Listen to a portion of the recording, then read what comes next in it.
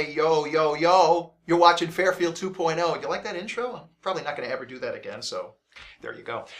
We have a lot of wonderful guests today. Wonderful, thrilling, exciting guests. We'll start at that end. By the way, I'm Mike Ragogna, in case anybody cares.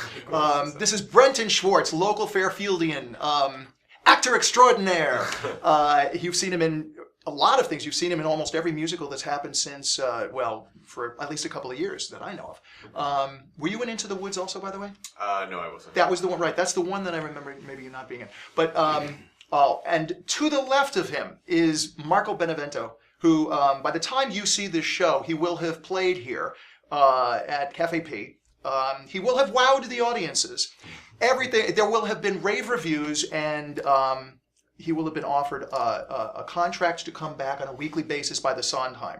So that's what will happen. Also, we have Barbara Morello, and this is going to be wonderful because Barbara has an incredible, I love having a guest like Barbara because Barbara has an incredible history, music history also, just from going back to The Cake in the 60s, a girl group, a background group that was, they used to back up all sorts of acts in New York and etc. And we're going to get into all of this. If that's okay with you. You don't mind, right? No. Okay. Where do we start? Eeny, meeny, miny, mo. Okay, Mo. Brenton. By the way, and also we have like a whole East Coast contingency here. This is definitely my kind of show. No, kidding, Fairfield, love you too. But we have the East Coast representing the East Coast, representing Virginia and New Hampshire, Brenton Schwartz. All right, tell me your life story. When did you get to Fairfield? When did your family get to Fairfield? I moved to Fairfield when I was 12 years old, so that was 7 years ago this August. So it was around 2005. Yeah. I started acting basically when I entered high school. It was my freshman year. My first show I did was You're a Good Man, Charlie Brown. It was just a community local show, and was it with Randy West, by the way? No, it was just Okay. Brendan Thomas. Yes. Yeah, he directed it. Ah. I was Schroeder in that, and Schroeder. it was a really fun show for me. It was just really interactive, and I really got to show off my voice and your alto voice. Yes. You're a very high pitched voice. you can clearly tell. He scared me. I have to say, we were in South Pacific and there's together, and there's this part that Brenton sang. Do you remember the part? He had to hit this really low note, and he did it, and like the whole room turned around. It's like, well, who was that? What was that? It was a great moment in bass history. So I applaud your bassness. I also wanted to ask you with various productions. Now you're in acting. You consider yourself. I mean, you're going you're going into acting, but you've been more in musicals than not, right? Yeah. So correct. you tend to go that way. What got you into musicals over maybe just doing regular plays? Well, let's see. After I did You're a Good Man, Charlie Brown, it was the fall after that I found out about WOB, and I knew about WOB before then, but I didn't really see myself getting involved with them. But was it too intimidating? Yeah, a little bit, because I wasn't really, very experienced at the time with singing and acting and. Right, and it was, I guess it's billed as Iowa's only professional musical theater company. Right. So that was daunting, I imagine, right? Yeah, but that fall I found out they were doing Peter Pan, and I'm like, wow, Peter Pan, it's a great show, it's a great story. So I kind of just gathered up my guts and played the crocodile. Yeah. Okay, cool. I was a pirate. Yeah. Nice. But I think that show is really what got me started into the musical theater business, because it was just really great working with all these professionals and kids my age, even kids younger than me, and it was really amazing what we could do in such a short amount of time. And also they had, that's Randy's style. Randy doesn't spend a lot of time. It's sort of like no dust settles on any of those musicals or rehearsals, which is cool. But that set was something special about that set, wasn't it? Yeah. You want to go into that, about how that set, the original Peter Pan? Well, what amazed you probably about this set was that it was the original set from the Broadway Peter Pan. That's right. Yeah. I actually completely forgot about that. No, it was and it's really cool. It must have been cool to you're looking around and like you're part of history. Yeah. That's like intense history.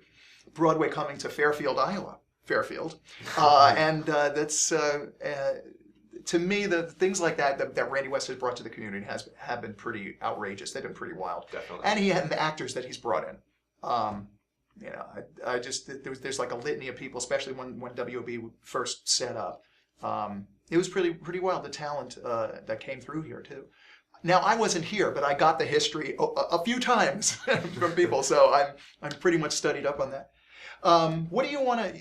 Now you're here for a while longer, and then you're off to conquer the world, aren't you? That's correct. What is your next move? Starting in August, I'm planning to attend University of Colorado in Boulder. I'll be studying theater/musical theater, and I'll be pursuing my goals there. Nice. Do they have any delineation that you have to take, or are you just in the department? In other words, are you with an emphasis on this or that, or you're just in the department and then they figured out? Kind of right now, I'm just in the general department of theater. I can decide to be more geared towards musical theater if I wanted to be, which I'm probably going to be. You're probably going to be. Yeah. Yeah, I mean, the thing is, if you've already proven that you've got the voice and you've got the chops, you just kind of have to go for it. Yeah. What do you want to do as far as, how do you picture yourself 10 years from now?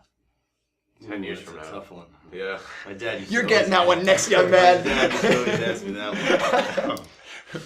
10 years from now, wow. Probably by the time I'll be 29 in 10 years. So I picture myself living in a big city, either LA or New York, Okay. maybe Chicago. Okay. Still doing major musicals. Yeah. Okay. Maybe even traveling, different places of the country. Cool. Probably still doing musical theater, because And Adam Cates, director Adam Cates, who comes to Fairfield, Tony Award winning, Adam Cates, who comes to Fairfield to direct once in a while. I'm sure you'll probably be best friends with him, and in all of his productions, that's a nudge. In other words, like hit Adam up as soon as you can. I wish you all the luck with that. I feel like I've known you now for a couple of years, and it's always fun to watch you in these musicals, and it's also kind of fun. I have to confess, I got very close to some of the. I mean, to me, I got very close to. Not to the kids. The kids are like, "Hey, get that old guy away!" But he's creepy. Get him away. No, but the kids in town are so talented here. It's like it's amazing to watch them. You can step back and you can go. You can like really observe the growth, both in their talent and as people. As people, it's kind of fun too. And you've been a joy to sort of watch growing up over the last couple of years. And also, you've been taking lessons from a certain Doug Daller, haven't you? I have, yeah. Nice. Doug Daller, of course, being the community superstar as far as arranging and teaching and keyboard playing. Is just him and his daughter. It's sort of they have a dynasty, a musical dynasty in town. And how's that been? I'm just curious. We haven't had a conversation about like what he does in those classes. It's really great. He really helps you find your voice, and just very natural, and it's actually really helped me boost my confidence and my just my whole range. I can, if I'm singing every now and then, I can hit a low tenor if I wanted to. Right. You being an alto. Yeah. Has he classified you as a bass? Pretty much. I mean, he can say I can. We both agree that I can be a bass baritone. A baritone, yeah. That's probably mean. And has he made suggestions as far as like any possibilities for what you might be looking at in the future? Like, as he said, if you wanted to, you could, and then fill in the blank. Does Doug go there? Doug may not go there. I go there because I'm a Budinsky. I go, kid, you know what you should do. But he sort of does. He kind of hints at it. He can sense there's potential for me. So nice. That's really encouraging. Nice. This has now gone from the Fairfield 2.0 show to the Doug Daller Worship the God show.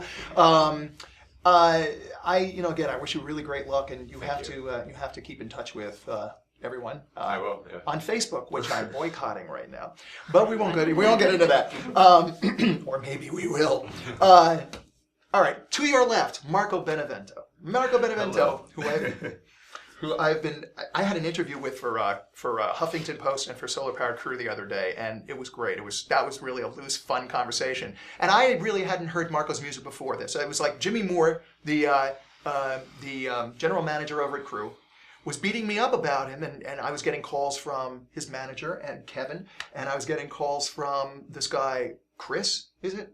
I don't know who this Chris is, but I was getting calls from him too, and it's like, who is this guy? Everybody's all excited about him. So I listened to the music and I was like, oh, okay, I get this. This is like the Stanton Moore, there was a whole vibe of it that wasn't, I'm not saying that you're Stanton Moore at all, but I'm saying, but there was a whole vibe of the music that was refreshing because it backed off of being precious, and it actually hit like pop commercial areas that I gravitate towards. But you're not making pop songs. You're just using some licks that are like familiar to, that are like real abrasive and familiar to the ear, maybe as a ground in addition to your style. So now that I've said all of that, how would you describe your music? Well, I would describe my music now as first of all, it's instrumental music, and it's rock music mixed with some jazz elements.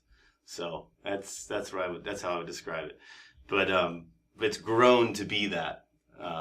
When I was in college, I was studying a lot of jazz, and before college, I was also learning a lot of jazz and stuff. But this shape of jazz over the years has really changed, and I grew up listening to rock before, a lot of rock music, Led Zeppelin and just classic rock, and so I kind of did this full circle where I went back to my rock roots after college and then morphed it in with a lot of the jazz lessons that I had, a lot of the study in jazz that I had done at school with Joanne Brackeen and Kenny Werner and Brad Meldau and a lot of great pianists. Now, school for you would be... I went to Berklee College of Music, and I actually took more credits than I needed to. Because you wanted the education. I really liked it. I was happy to be away from home. Not that I had a bad experience. I had a great experience at home. It was just nice to be out and to be learning about music and playing with so many different people. You have brothers and sisters? I have an older brother who's into music, but now he's a lawyer actually. He's a lawyer. Anyway, sorry. I know people like that. They realize, well, okay, music. Right. Lawyer, money. Right. Yeah, I stuck with it. I liked it. I took upright bass lessons. I took hand drum lessons. Hand drum as in conga and bongos and things like that? Yeah. Tabla, maybe? Yeah, Indian frame drum and congas. And in high school, I did the voice. I was in the boys' choir and stuff, and we traveled around. Yeah, and yet you don't utilize that fine voice mostly on your albums. I need to get some lessons. Hook 'em up. But it's my music falls in this category of modern rock or modern jazz. It's hard, but this is the latest song that I have has a vocalist. There it is, a little 45. It's a little banner here. 7-inch record, and so now I opened the door to vocals accidentally, not very naturally. I don't really know. It wasn't intentional when we first recorded the song. It was instrumental. Actually, the B-side is just the same song but instrumental. Yeah. But who sings with you on that? Cal from Rubble Bucket, which is another band that I was blown away by when I saw them on the East Coast. Nice. How did you guys hook up, and how did you ask her all that? I did a gig with her in Denver, and she also plays sax, and we were doing this free improvisational gig, and we got along really well. And then we played a festival in Burlington, Vermont. And her band played right after mine, and she was totally rocking the crowd. She went out to the speakers, was dancing on the speakers. The crowd was just going wild, and their music was really, really great. It was kind of like David Byrne meets like an Afrobeat kind of thing almost. Really great songwriting and great entertainment. I mean, it was just awesome, great band.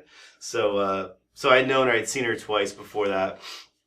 And she came up to my house up in Woodstock and recorded vocals over the tune. And it was Woodstock, which is near Rhinebeck, which is where my godson and my best friend in life and my musical partner from the 80s live. And if I had another place other than Fairfield that I'd be living right now, it would be Rhinebeck. It would be that area. Yeah, I just love the Hudson whole Valley's beautiful. Hudson Valley, yeah. my God. We So incredible. Yeah, my wife and I spent 10 years in Brooklyn, and that's really where the musical thing for me was brewing. Brooklyn. Yeah, Brooklyn. Yeah, so we were there. And It's still there kind of now too, isn't it? absolutely. It's Yeah. full on. There's a lot of musicians. It's a lot of people living there. There's a lot of buzz. If you want to live in a city, that's a great place to look. I feel like it's very yeah. It's a very great place, and a lot of the people are really great, and it's up to date. I feel like there's a lot of great modern music coming in there. There's a lot of electronica. Because that seems to be it's everything. and electronica seems to be the latest. Yeah, that's there, but it's such a melting pot that it's everything. See, it's hard to say. Did you see his reaction just then, Fairfield? That is my reaction right now. I'm kind of, forgive me, I don't want to sound like Gramps here again, but Jason Strong, our director, wants to reel me in on all these old age jokes that I'm throwing on myself. But I have to throw that out there because I do feel like, I've seen a lot of music. We've seen a lot of music come and go too, and phases that music has gone through. And this is a phase. I was through disco. I was through the original electronica thing that happened. We were in new wave and new romantic and Euro dance and all. All of these phases that happen, they do end, and mercifully in some cases, because you get really burned out. But right now we're in this endless. Every record sounds like every other record on the pop charts, and this is almost I've never experienced it. Even during the disco era, you had some pop stuff, singer-songwriter stuff, whatever it was, mixing it up a little bit, but you can't get away from dubstep. You can't get away from Skrillex sounding synthesizers on all your electronica. They use the same sounds, they use the same production things. I've done this before on the show, but I'll do it again. I love this. Where everything decays. It's like you get to the end of a verse and everything has to go right, and then you have to, and then the mandatory come back, or you have the effect, exact effect. Right. It's like, please end now, kill me. So I'm glad when I came across your music. And I have to. And speaking of genres of music, you might know I'm a blogger for the Huffington Post once in a while, like 3 times a week. And I ended up the other night doing a blog at the radio station for Chris Squire and Steve Hackett. Chris Squire's from Yes. He's the only, by the way, we'll throw this out there, a little musical trivia. Barbara, did you know that Chris Squire was the only member of Yes who's been in every configuration of Yes for 44 years? No. I just wanted to throw that out there. What do you do with that information? It's useless. I'll just stop. No, I'm not going to stop. So Steve Hackett, also from Genesis, they have a group called Squacket. Oh, cool. So I of course titled my piece "Making a Squacket." Making a racket, making a squack. Okay, fine. And then in addition to that, I had a piece by the Pink Floyd documentarian, I guess you would call him, the director of the "Wish You Were Here" thing that just came out. And he also did one on Syd Barrett, a former member who went crazy and eventually left the world.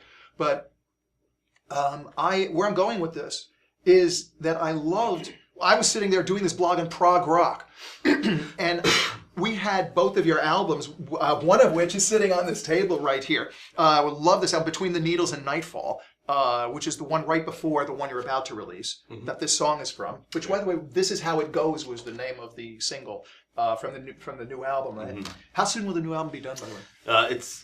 It'll be out in September. It's done. Cool. It'll be out in September.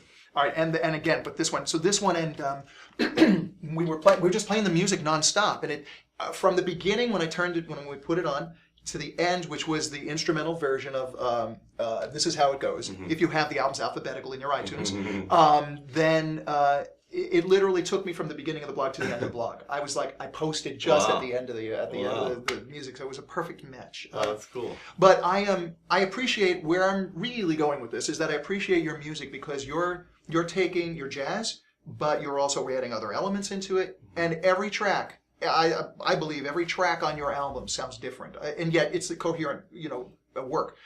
But I really love that. I really love that you didn't want to make like clones for the purpose of having like functional music. Right. I hate that. I hate functional music. Don't you hate that? So I thank you, sir. Very, very much. Thank you. And you're in town to play Cafe P, as we mentioned. Yeah. Of course, he will have played already by the time you see this. But, yeah. How was it? Did you have a good time? Oh yeah, I thought we sounded great. Yeah, that's what everybody said. And I know that I know you're gonna have a good time at this place, and the crowd here, the audience. You've never played here before, right? I've never played in Fairfield. I've played in Iowa, but I've never played in Fairfield. Yeah, you've got a treat coming. Yeah, I'm You're excited. a very attentive crowd. They eat up every note. You're not going to have anybody like texting or on their computers or anything during this at all. And no, I know a lot of responsibility. You're on the No pressure. no pressure. And it was fun. I had a great time. And now that brings us to the very famous, the very storied, in a good sense of that word, Barbara Morello. Morello, ladies and gentlemen. Barbara Brenton. What? There you go. Thank you. Barbara, you're amazing. Your history is from your charted history from in your bio starts from 1966. You're a New Yorker, one of my favorite things about Barbara, and a New York talent who you've done all sorts of different kind of combinations. You've met everybody. You have Jimi Hendrix stories. You have all sorts of things. Let's start with the Jimi Hendrix story. Now that's well, I mean, he just met him randomly. He just came up to my friend and I that were writing music together, and he just came up and he was like, "Nice day." And we're like, "Nice day." And sat down by us and then told us that he played guitar, and we said we sang. And so that was it. And we bumped into him many, many times. Wow. And all that. We were there when he first got his Stratocaster and started doing his thing with the amp. Wow. Did you watch one of the first amp adventures? Yes. Poor dear amps. Did he share with you what that was from? Was that all stage antics, or was that some? No. I mean, he was like amazing, just straight. I mean, he could play behind his back, and. But was part of the motivation of that for stage antics, or was that just for him being uniquely or being spontaneously experimental? Well, he had great equipment now, and that made a difference, and so he wanted to go somewhere new with it. Yeah. Do you? So we were in the Cafe Wa downstairs Cafe in Wa. the afternoon. Oh.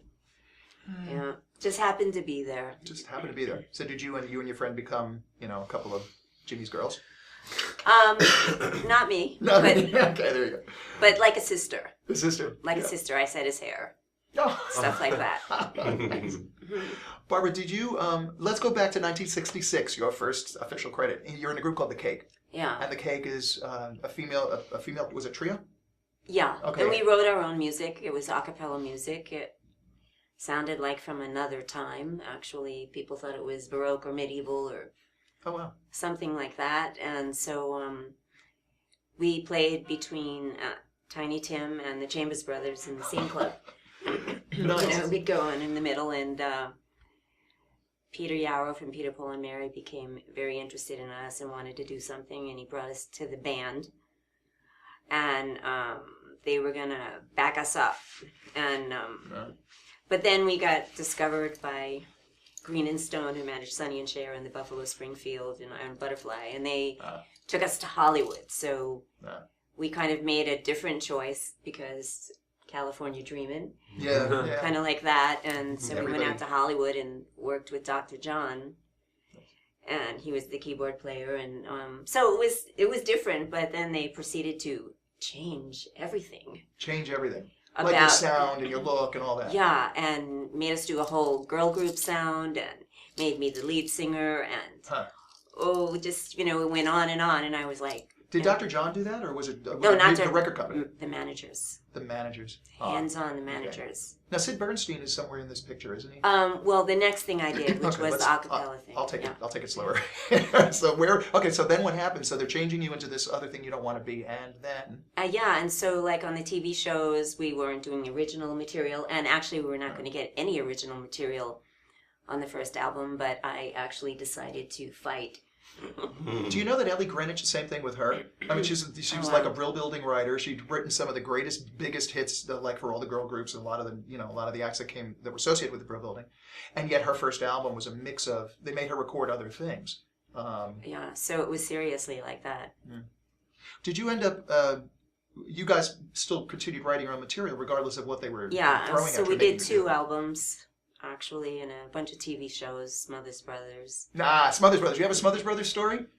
Does Well, anybody remember the Smothers Brothers out there? I hope you remember the Smothers Hey, it's on YouTube. Brothers. Yeah, please check them You out. can watch the cake on YouTube. They are, and the cake, Yes. of course. Yeah. With the cake's performances on Smothers Brothers, you Yes. can check out on. Yes. Oh, okay, cool. I'm a little dense sometimes. What do you do as far as when you look back at that period? Do you? I mean, I don't want to. It's not regret, but is there anything that you say? Oh, if we had done this, then that's. Well, I think if we went with Peter Yarrow, we would have. He really got who we were. Yeah. I think the lure of Hollywood Yeah. At and that period, whole so- thing, and then when we get there, it's like, okay, now you are going to be this, Right. and you're singing this, and it was like, and you're actually changing the way you look too, Yeah. and all kinds of stuff, and I just felt, we had a limousine to go to the store, and it was just such a different lifestyle. Well, sort of like what we've done with you since you've gotten here. Yes. True.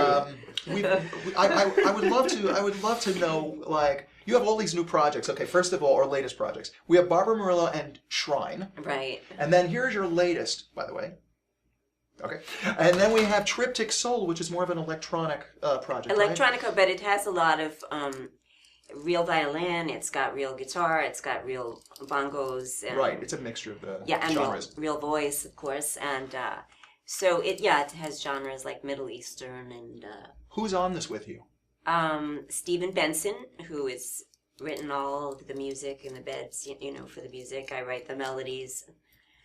Sometimes we write them together and lyrics and so on. And the violin player, she writes her own parts. So Nice. And did you end up when you finish this project? Your projects seem to be different almost from project to They are project. You get completely bored, different. don't you? You As- want to do something else. You're like this guy. as a matter of fact, No track will be the same. Ryo Right. Kawasaki, I worked with him for many years. So we did jazz fusion. He did some albums with Joanne Brakim. Oh, cool. That's great. So when you Wow. mentioned her, Oh, wow, that's cool. yeah. Nice. So there's a connection. You both are New Wow. Yorkers. So you guys Yeah. could in New York. You guys should stay in touch. Yeah, absolutely. Yeah. I it's having all these New Yorkers and Virginia and New Hampshire. Actually, you grew up in New Jersey, I did. I grew up Yeah. in New Jersey, 30 miles from the city, about in Bergen County. Bergen County. Yeah. Wait, tell me one little story so I can feel like the old days. Growing up in let's say you also were in Do you want Livingston to talk too. about the malls? Yeah, the malls are really that serious. Oh my god! Anytime I walk into Livingston a mall, Mall. Right. And all the birds, the free flying, the birds that are in there. It's like, Oh, yeah. I'm gonna get pooped on. What are you doing letting these birds in here?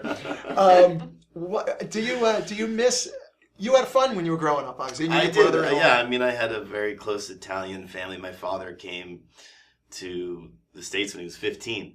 Oh, your father. So you're So- second generation Yeah. Italian Or American. or is that So is is it it- second or first? No, you'd be first generation Yeah, yeah. Italian American. He's. Yeah, he came here when he was 15, so he was born in Italy. I don't I know. wish I knew that. Yeah. Darn. So we had a tight little community. We would every Sunday we would have pasta at my grandparents' house, Oh my gosh. and we would drink wine and eat like 15 or Now, 20 of us at a, in the afternoon. You're drinking wine at the table. You're drinking Chianti at 15 or 14, aren't you? Well, Possibly yeah, I 12. was. It's It wasn't. Italian, It wasn't. right, right? It was okay. Ragogna, to have a Benevento, little- Morello, Schwartz. Honorary Italian of the show. Yeah, I loved growing up there. It was great, and then having the city close by was cool. Eventually, I had a band that was half in the city, and we would practice in New Jersey. They would come in from the city. I mean, yeah, it's beautiful. It's great. I love it. It's got such a bad rap, but like growing up around there is great. The sports are competitive. I did a lot of soccer and tennis. Well, Jersey, right? Jersey, I Cool. remember was really they were into sports. So Yeah, they were it like was, heavier it was than fun. New I mean, York. I didn't realize it at the time, but now that I look back on it, it was like, oh wow. How horrified were you at your first Did you go see the Yankees? I didn't go see the Yankees. Oh, okay. The Mets then. Oh, okay, he's one of them. No, I kidding. didn't. love I didn't the see a lot of baseball games. I was kind of bored by baseball, but I watched it. I watched it on. I beg your I'm pardon. sorry. Those are fighting words. No offense, but no, I liked it. I think the problem was my first baseball game I went to. It was a Mets game. Maybe that was the problem. and instead of a Yankees game. We're listening. The evidence is building. But the score at the very end was like 1-0. They got one run at the 9th inning. I was like, this is so boring. No, but I Wait, which is more boring, watching it on TV or watching it in the stadium? That's a hard choice, isn't it? Watching a live game is awesome. Because you had the hot dogs and you had Yeah. other things you were doing other than watching the game. Yeah, I it was know. really fun. Like trading baseball cards. Did you Yeah, collect baseball cards? I did, of course. Yeah, I had the plastic pages in the book, and we would buy I the still have little those. pads. You still have those. What did you collect? I did baseball and basketball and Pokemon. Pokemon. All the kids in there Pokemon, and they say it like that. It's sort of like with pride. Right. And of course you're not even a little into magic cards, right? Actually, a little bit. Yeah, I knew. You can't be a young person, and not be into magic or have that in your life at some point. And you can say that in the broader sense too. I love the whole sports theme we've just entered. Got any sports thing going on here? Not. What do you want? If you're forced to watch a sport, which one do you like? Basketball because it's like a video game. Ping pong. Soccer. I like them all a little bit. Let's throw more. I like hockey. I like hockey because it's so aggressive. It's like we're just doing this all thing. It's really hard to watch hockey on the TV. Yeah, it's better. It's better there. I've never been to a live game, but You've never been to a live game? no. I'm going to arrange that for you. I will in college. When you get in Colorado, I most definitely will. That's great. and in fact, a friend of mine, Jacques Lambert, is a friend, and he I'll hook you up with a game. We'll figure out what to do here about hockey because he's the biggest hockey head in the world that I know of. Are you getting back to Barbara Morello here? By the way, let's introduce everybody one more time. On the extreme end over here, we have Brenton Schwartz. We have. Okay, thank you. We have Marco Benevento. And we have the very lovely Barbara Morello. Barbara, you need to give us a story. You've got so many stories that I don't even know where to go with what you've been here in Fairfield for about a month. Yes. Right? Okay. Mm-hmm. And you'll be leaving pretty soon to go back to. Actually, right after this. Don't go. Please don't go. You performed a few times while you were here. Yeah. And you performed with the group. What's Bamboo. the name of the group again? Oh, I'm Bamboo. setting it up. Bamboo. Okay. Do you have any? Bamboo is considered. That's one of the bigger ventures that you have, right? Well, it's just goes on. Well, year after year.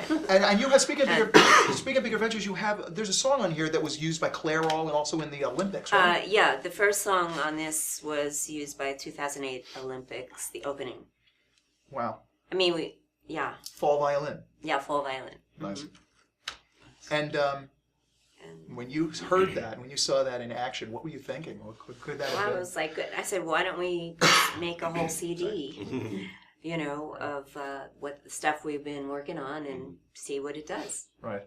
And then Claire All you said picked up. I think So. And then one of the purposes of this album, which again is Triptych Soul, featuring spoken words by Maripol.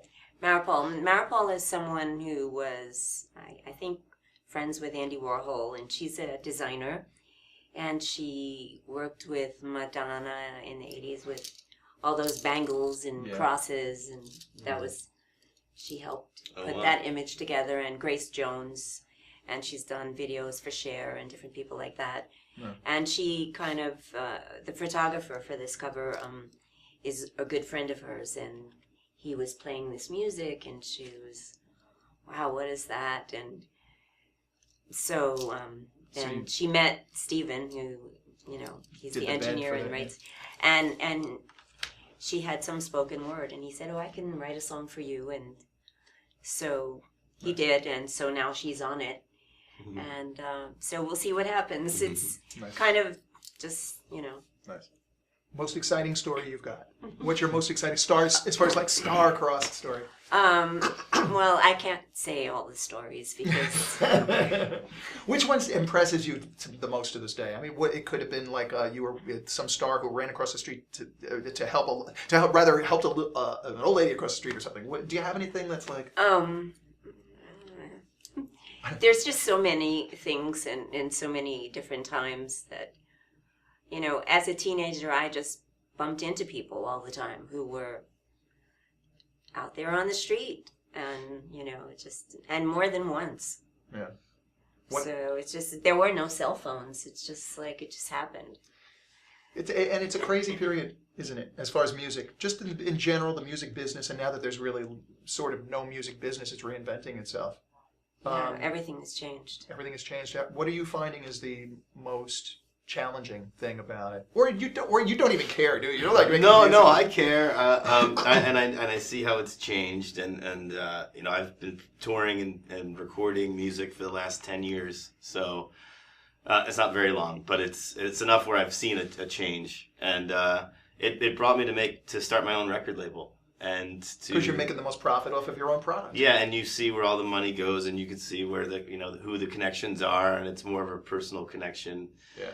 And I see people being almost more fair now, you know, not taking too much money from clubs, or like, you know, or people, you know, just promoters being really fair with bands when you're on the road instead of hiding some number, or I don't know. Yeah, really. exactly. Well, yeah, because it's a new breed. It seems like the generations have gotten a little softer with that. And it's a bit more work, and but it's totally rewarding, and it's self-motivating, and no one's telling me what to do. Right. No one's telling me how to do anything. I have I have my partner and manager, Kevin, who helps, you know, steer the ship a little here and there if I want to bounce something off of, you know. Kevin Calabro, and or I was calling him for a while, Calibro, right? And now we have about 10 or so bands that are on our label over the last 4 years. It's grown a bunch, and nice. And we make vinyl, and you know, it's super fun.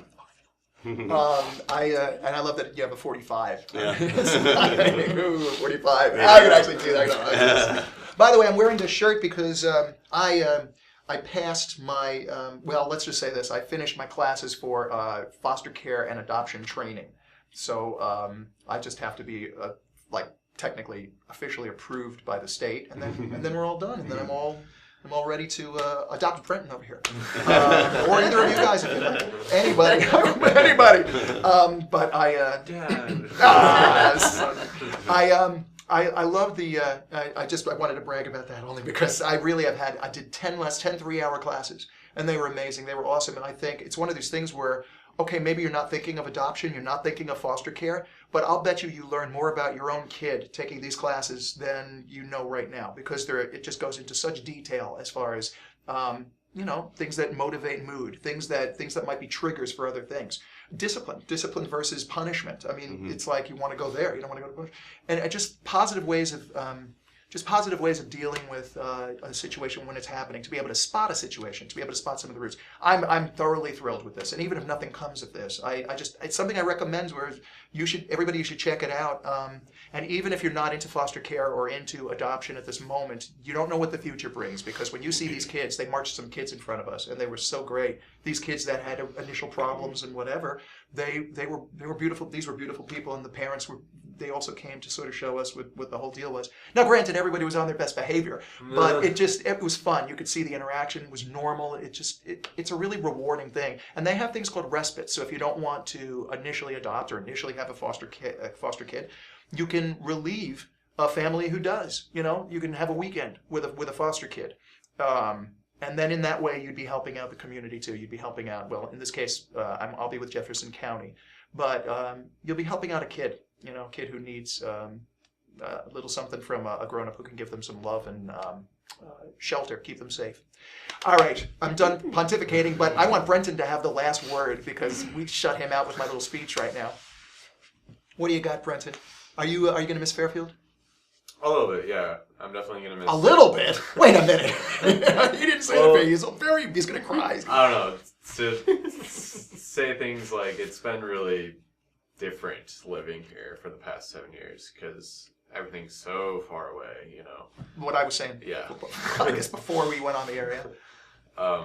So I'm definitely excited to leave, but on the other hand, I will miss people here, of course, But they're just a Facebook chat away. Of course, yes. There you go. Or a text away, actually, which makes it even closer. You're pursuing acting, you're pursuing music. What have you got to say about? We never even got into music with you. This is like we almost had an all music show. But what are you listening to right now? What's on your Spotify? I don't use Spotify actually. Oh no! Get out of here right now, young man. Sometimes I'll listen to the poppy stuff, but it gets old pretty fast. Okay. Since it's on the radio 24/7. So you're not honing in on an artist and going, oh man, I believe in everything this artist represents. No. Okay. I'm definitely into classic rock, Okay. normal rock, some techno stuff. Yes. Yeah. Okay. Okay. I kind of like a little bit of everything. So.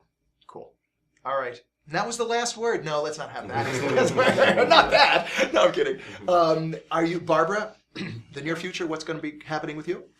Well, we'll see where the Triptych Soul goes, and of course, Bamboo, which I always return to do because it's a lot of fun. I think the musicians are great, and I love them as people. Yeah. And I think all different ages come to that show usually, and everybody enjoys it, from grandparents to little kids dancing. And nice. It's very, also very user-friendly music for shows. Yeah, nice. Mr. Benevento, are you going to be? Where's your tour taking you? You're here, but we're playing. Yeah, we're playing the Iowa City Jazz Festival. When are you playing that? Tomorrow? Yeah. I mean, when did you play that? Last week? Whatever this is, Eric. Okay. And then we're off to the High Sierra Music Festival in Quincy, California to play there. Wow. And while you're in California, you're going to be driving around and having all sorts of... I'm not. I have to fly back and play a show in New York soon thereafter, so sometimes we do a tour around that.